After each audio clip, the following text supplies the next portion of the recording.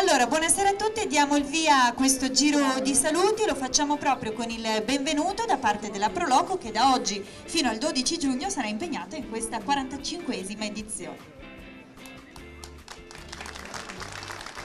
Buonasera e benvenuti a tutti. Porto il saluto innanzitutto della Presidente Lucina Pradal, il mio saluto e di tutto il Consiglio della Proloco di San Pietro. Benvenuti a questa 45esima mostra di vini di Collina. Vede presenti 39 produttori con 331 vini. Il 4 maggio abbiamo fatto una serata delle selezioni di vini effettuata dall'Associazione Enologi e Enotecnici. Hanno evidenziato la qualità dei vini presentati quest'anno e ben 24 hanno ottenuto la gran menzione. Questo è un segno tangibile della qualità del vino. Oggi inauguriamo la mostra dei vini di Collina e deve essere un giorno di festa.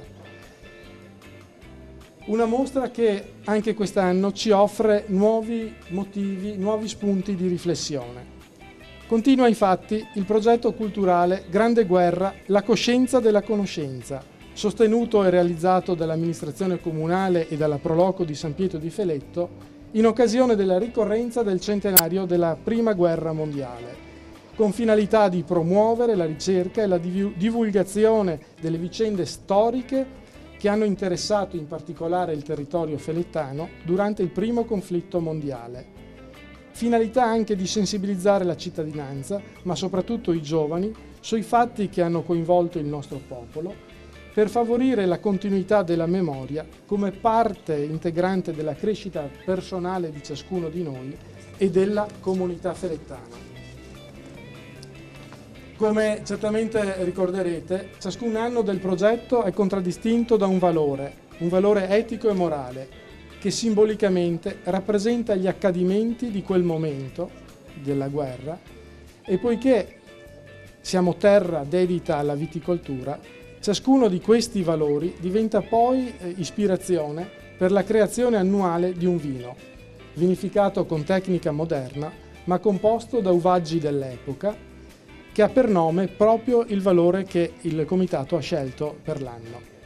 L'immagine inoltre dell'etichetta della bottiglia viene di anno in anno creata dalla mano di un artista diverso.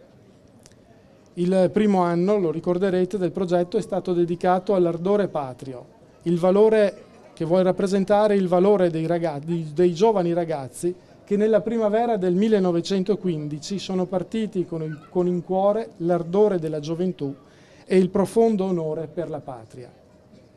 Questo secondo anno il Comitato ha deciso di dedicarlo alla forza silenziosa, ispirandosi al valore delle donne le quali, durante i lunghi 4 anni di conflitto, sebbene lontane dal fronte, parteciparono alla guerra con un contributo non meno faticoso e duro, sostituendosi agli uomini richiamati alle armi per caricarsi di fatica, peso e responsabilità ulteriori.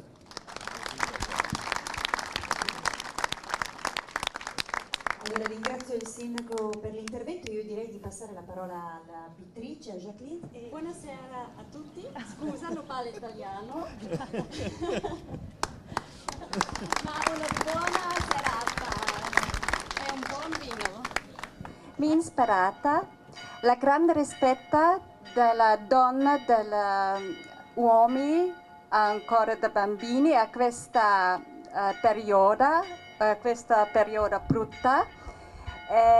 Spero come das niemals zur Zeit wiederkommt. Sì, che non torni mai più. Sì, Che un periodo così non torni mai più. Sì. A questa pittura alla donna lavoro duro alla guerra, donne con le bambini, donna lavoro alla agricoltura e la pensa a questo tempo duro alla guerra mi ispirato. Scusa, non parlo italiano. Buona serata. Però diciamo l'omaggio di questa faccia di bellezza è un omaggio proprio alla forza della donna, poi tutto il resto che vediamo intorno è un simbolo che valorizza ancora di più questo aspetto della bellezza della donna. Spero che abbia detto bene. Sì, perché ne abbiamo discusso, allora mi sono permesso di aggiungere questo. Grazie mille. Brava.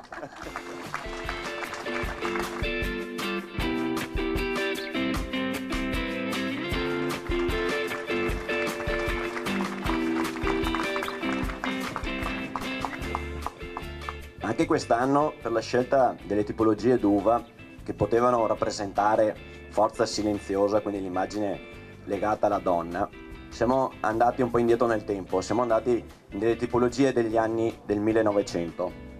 Tra queste abbiamo deciso di raggruppare quelle che davano di più il carattere di forza, di determinatezza, ma anche con un tocco di delicatezza e di eleganza.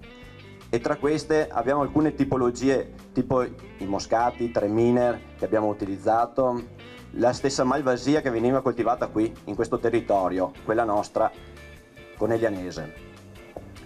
Oltre a questo abbiamo deciso anche di dare un gusto a questo vino, un gusto che fosse però un po' più silenzioso, come lo erano state quelle donne che lavoravano duramente nei campi e quindi oltre alla famiglia avevano anche dovuto sostenere questa attività lavorativa. Noi proseguiamo adesso con il giro di saluti e rimaniamo sempre in ambito di vino, vinicolo, perché come ricordava il sindaco, quest'anno siamo parte di un progetto importante, siamo città europea della cultura enologica, città europea del vino, una cosa un po' anomala per un intero territorio perché parliamo del Conegliano Valdobbiadene, ma noi questo possiamo e quindi passo la parola a Benedetto De Pizzo. Città europea del vino, ecco, vi ricordo che Città europea del vino è quel concorso che si svolge annualmente nei 3 stati europei dove c'è una rete delle città del vino, in particolare il Portogallo, la Spagna e l'Italia.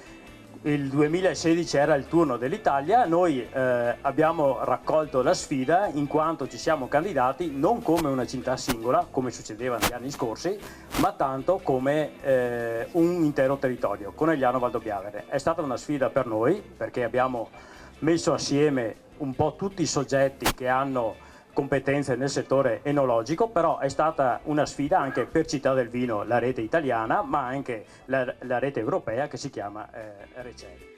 Sono qua in rappresentanza del Consiglio dell'Umpli, di cui mi onoro da poco di far parte, e porto gli auguri alla mostra e i saluti del Presidente Giovanni Folodor, Presidente appena rieletto, perché la settimana scorsa il Consiglio ha voluto riconfermare lui e anche i 2 vicepresidenti proprio per la continuità dell'ottimo lavoro fatto finora.